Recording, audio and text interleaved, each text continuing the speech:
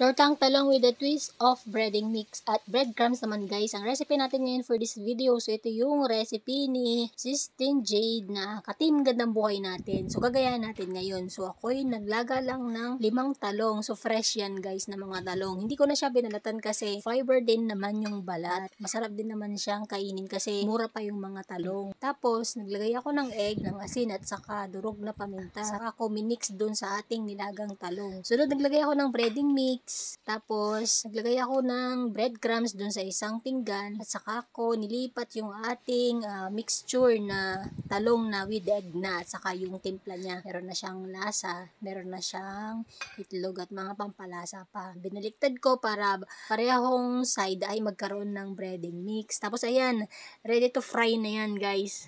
Ayan o, dinagdagan ko pa ng breadcrumbs para mas crunchy.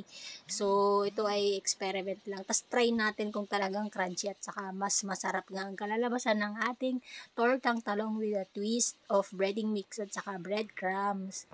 Tapos, ayan, pinagsabay-sabay ko na siyang iprito. Kailangan lang mag-ingat sa pagprito para hindi matilamsikan guys at masakit yun.